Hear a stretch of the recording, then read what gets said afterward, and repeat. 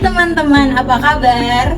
Hari ini kita akan belajar tentang salah satu tes intelijensi yang paling terkenal di dunia, yaitu tes Stanford Binet Intelligence Scale. Tes ini sudah digunakan selama lebih dari 1 abad, dan tes ini juga digunakan untuk mengukur intelijensi dari manusia. Penasaran seperti apa? Yuk kita bahas lebih dalam lagi. Jadi, tes Stanford Binet Intelligence Scale itu memiliki sejarah yang panjang dan menarik.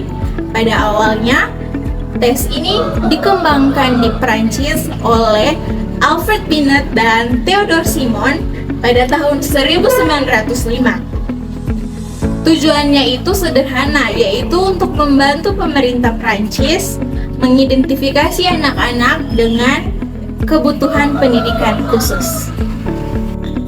Pada tahun 1911, Lewis Terman yang merupakan seorang psikolog dari Stanford University mengadaptasi tes ini dan memberikan nama baru, yaitu Stanford Binet Intelligence Scale.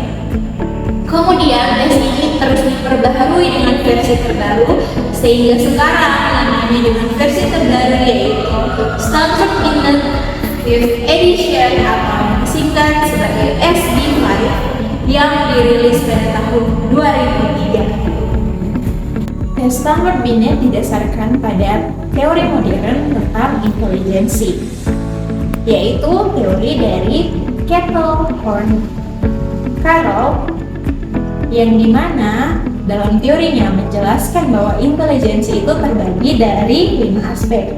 Yang pertama ada reasoning fluid, yang kedua ada pemahaman pengetahuan, yang ketiga ada pemrosesan kuantitatif, yang keempat ada memori kerja, dan yang kelima ada pemrosesan visual spasial. Stanford Binet digunakan untuk berbagai tujuan, mulai dari membantu anak-anak berbakat hingga mendukung diagnosa dari klinis. Tes ini juga digunakan untuk mengidentifikasi kebutuhan pendidikan khusus, seperti menentukan apakah seseorang itu memerlukan program penanganan atau intervensi.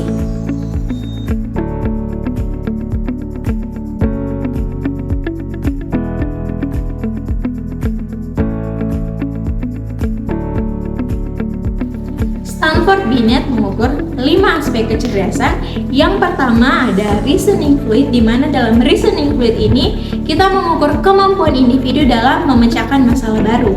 Yang kedua ada pemahaman pengetahuan, di mana dalam sini kita dapat mengukur luasnya pengetahuan verbal dari seseorang. Yang ketiga itu ada pemrosesan kuantitatif, di mana di dalam pemrosesan kuantitatif ini kita menilai kemampuan numerik dan pemahaman angka dari individu.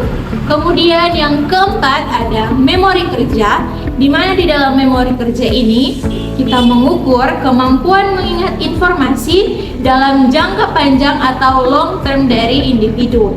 Yang terakhir, yang kelima, yaitu pemrosesan visual spasial, di mana kita mengukur kemampuan memproses informasi spasial dan visual, seperti misalnya dalam menyusun pola.